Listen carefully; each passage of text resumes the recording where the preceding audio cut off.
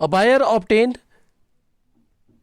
sample of electric fan from two companies A and B.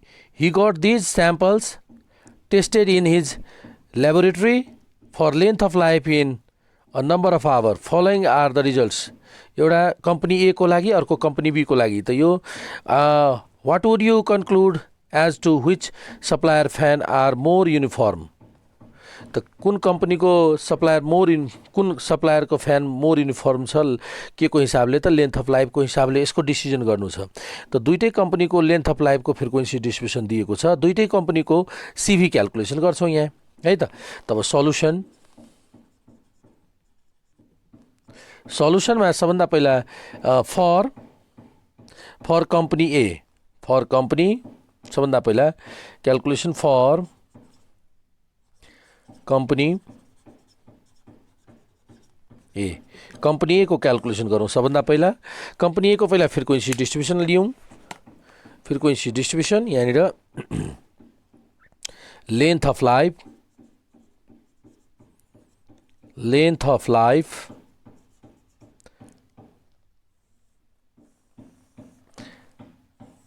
length of life,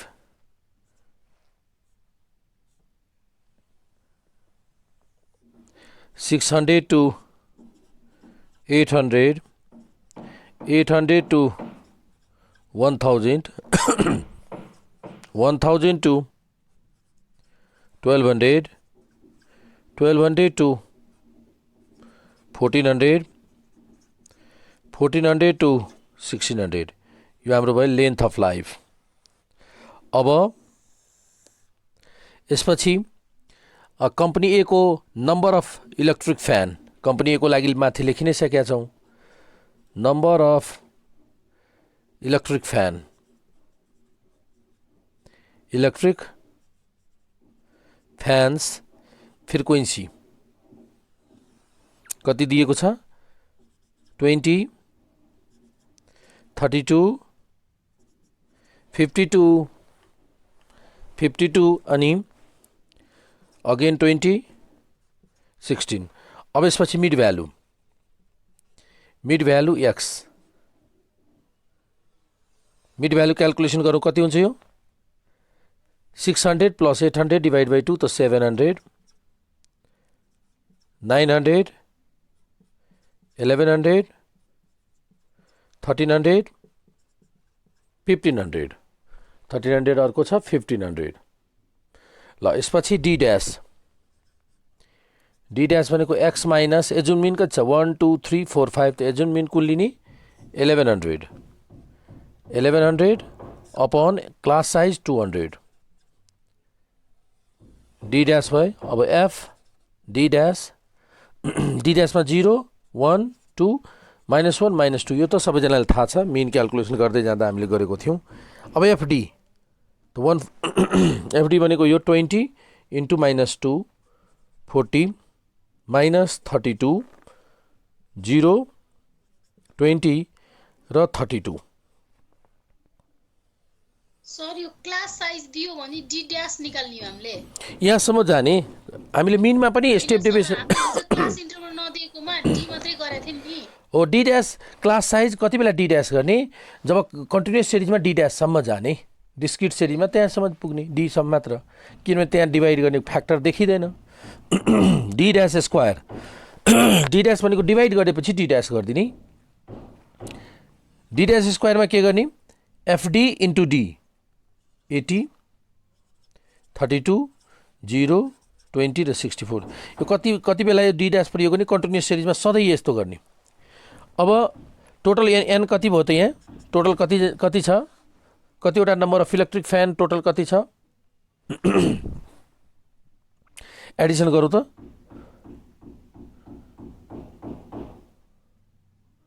160। मेरोमा यो तलको देखिएको छैन 140 हुन्छ सर। हेरौँ अब कति भयो त 20 20 40 40 र 20 60 60 र 140 140 हैन। ल अब एफडी ड्यासको यसको टोटल कति 32 32 क्यान्सल -20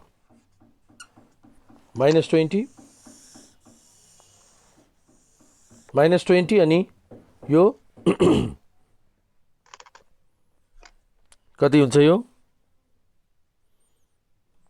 6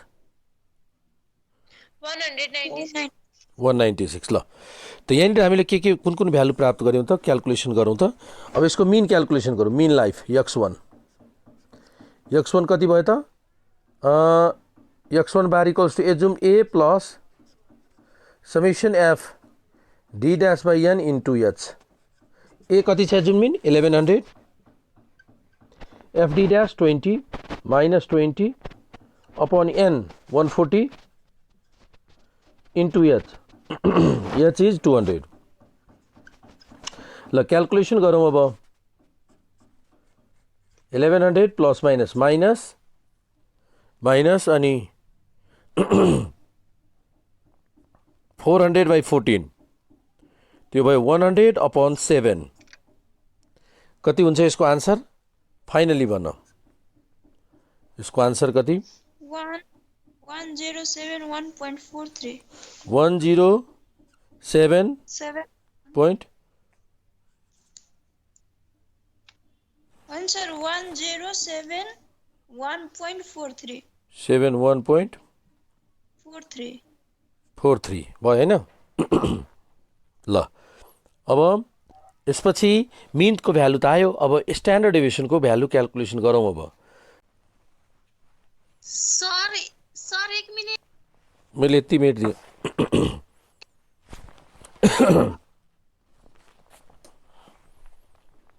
भयो सर भयो स्क्रिनशट लिए मैले लेख्न छुटेको थियो ल अब हेरौँ तब स्ट्यान्डर्ड डेभिएसन यसपछि माथि स्ट्यान्डर्ड डेभिएसनको क्याल्कुलेसन गरौँ फर्मुला के छ summation F D dash square upon n minus summation F D dash by n whole square into h ल अब इक्वल्स टू कति भयो एफ डी ड्यास स्क्वायर कति क्याल्कुलेट गरेको छु 196 upon capital N 140 minus summation F D dash कति भयो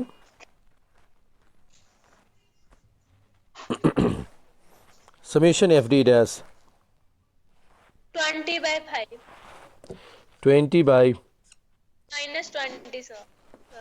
minus 20 अनि डिवाइड बाई 140 5 होइन 140 minus 20 by 140 5 होइन यो 1 2 3 4 5 नलिने टोटल फ्रिक्वेन्सी लिनुपर्ने हुन्छ इन्टु h को भ्यालु 200 अब यसको क्याल्कुलेसन गरौँ 196 अपॉन 140 196 डिवाइड 140 कति भयो 1.4 अनि 20 डिवाइड 140 20 डिवाइड 140 अनि यसको 0.14 को स्क्वायर इन्टु 200 अब 0.14 आयो हैन र अब हुँदैन सर 0.1 सर मेरो त आउन त्यस्तो 20 डिवाइड 0.14 हो 0.1 को त आयो अब त्यसको स्क्वायर गर्नु पर्यो नि त त्यो स्क्वायर लेखा छु अब स्क्वायर 0.14 आयो त्यसको स्क्वायर अब त अब यसको स्क्वायर अब गरौँ त 1.14 को 0.0196 त यो भयो 1.4 माइनस 0.0196 को स्क्वायर रुट इन्टु 200 ल अब क्याल्कुलेसन गरौँ 1.4 माइनस 0.0196 यति को रुट 1.17 5 इन्टु 200 एकैचोटि डाइरेक्ट क्यालकुलेट गरिदिइरहेको छु ल पुरै सर एकैचोटि कति भयो त 234.98 234.98 बुझ्यौ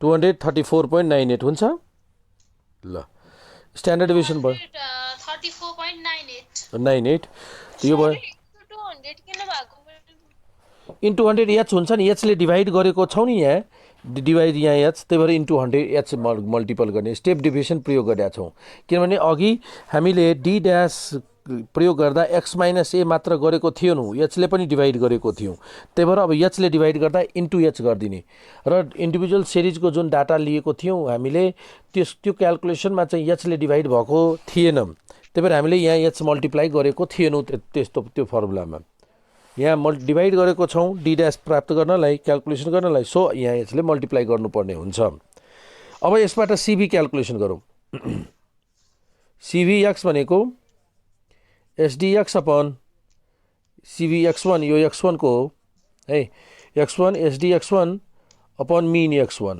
इन्टु 100 एसडिएक्स1 कति छ 234.98 अपन एक्स1 बार 1071.43 इन्टु 100 ल अब क्यालकुलेसन गरौँ त कति हुन्छ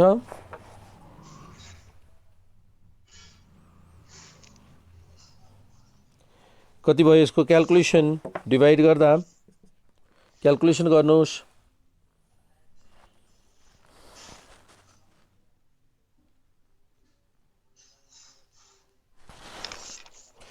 $234.98 into 100 divide 1071.43 21.93%. CV को भ्यालु CVX1 को भ्यालु आयो CVX1 भनेको कम्पनी ए को CV coefficient of variation life time को कोफिसिएन्ट अफ भेरिएसन हामीले क्यालकुलेसन गरिसक्यौं यहाँ अब कम्पनी बी को लागि अब फेरि अगेन CV को कोफिसिएन्ट भेरिएसन हामी क्यालकुलेसन गर्न गइरहेका छौं फर कम्पनी बी को क्यालकुलेसन गर्न गइरहेका छौं यो मेट दिउँ CV फर कम्पनी बी को यसमै लेख्दिउँ कम्पनी अब फर अब company B for company be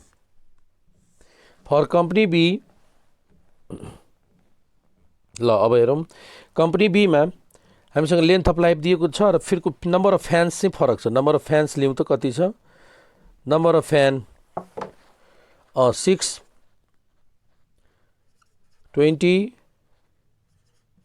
84 24 6 ल अब यसको आन्सर गरौँ कति हुन्छ 30 30 20 एडिसन गरौँ त 26 140 plus 84 plus 24 plus 6 equals to 140 यसको पनि 140 नै हुने भयो अनि अब फेरि यहाँ पनि डी ड्यास क्यालकुलेसन गरौँ डी ड्यास भनेको x माइनस ए भनेको त्यही 1100 एच को भ्यालु 200 अनि फेरि एफडी ड्यास अर्को एफडी ड्यास स्क्वायर ल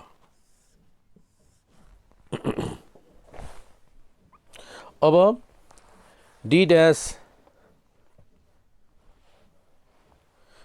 ओके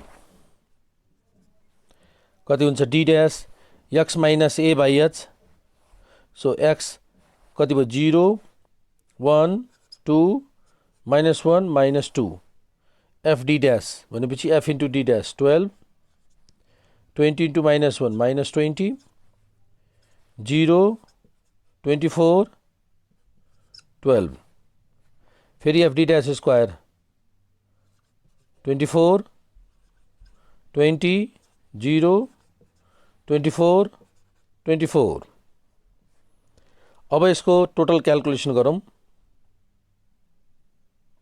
4, इसको टोटल 4 र यसको टोटल 92 92 हुन्छ 92. तब यहाँनिर यसबाट फेरि मिन सेकेन्ड मिन क्यालकुलेसन गरौँ.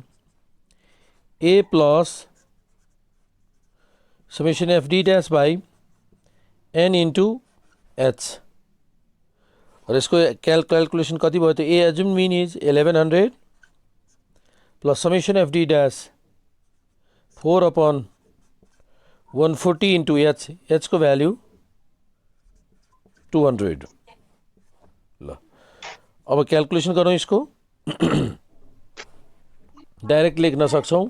यसरी हेरौँ क्यालकुलेसन गर्दा 200 into 4 800 800 divide 140 5.7 equals to this much plus 1100. The 105.71 1105.71 71 यो भयो मिन भयो. ल अब यसपछि मिन पछि अब स्ट्यान्डर्ड डेभिएसनको कम्प्युट गरौँ क्यालकुलेसन गरौँ. अब यसपछि अब स्ट्यान्डर्ड डेभिएसन क्यालकुलेसन गरौँ. Standard deviation 2 square root summation F D dash square upon N minus summation F D dash upon N whole square into H.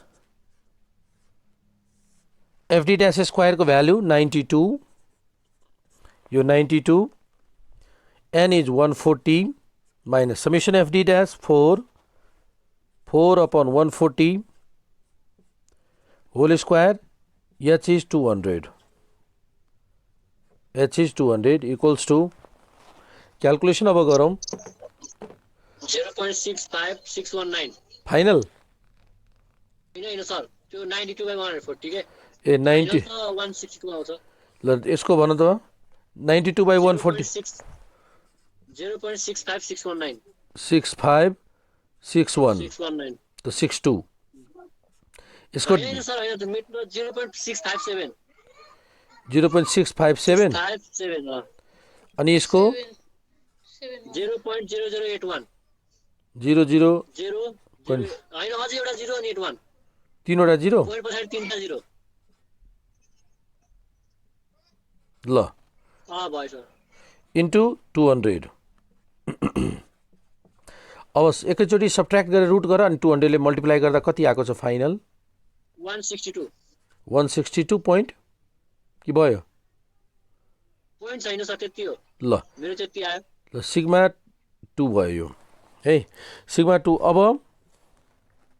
अब हामीले यसको सिभी क्यालकुलेसन गर्छौँ. CV2 को value SD2 by mean 2 into 100. SD2 is 162 upon mean 1105.71 into 100. ल calculation गरौँ त अब 14.65 18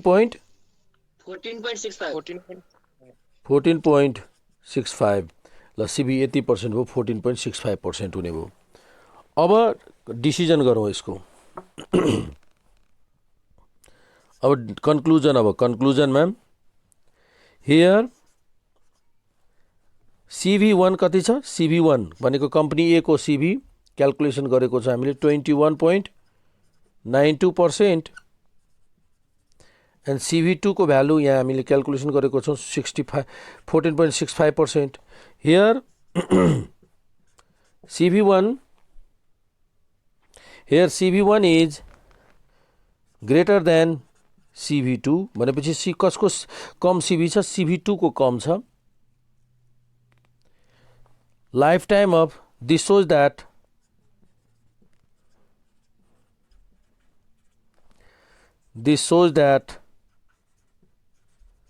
lifetime of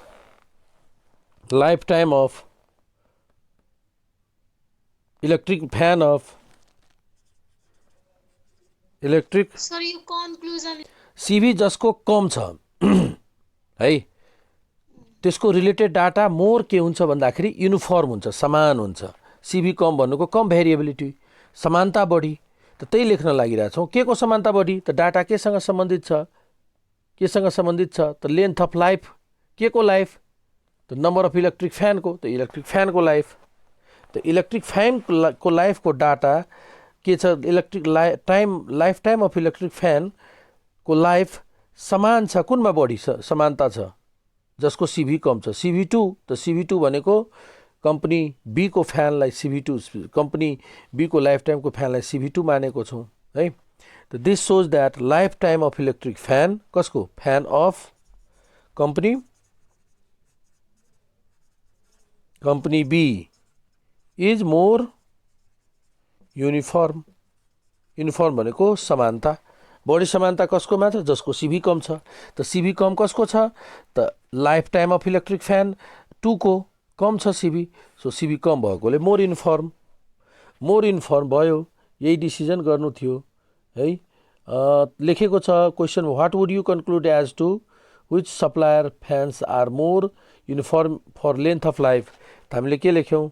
त company B suppliers has more uniform length of life. यो भयो हाम्रो आन्सर। कम्प्लिट भयो यो।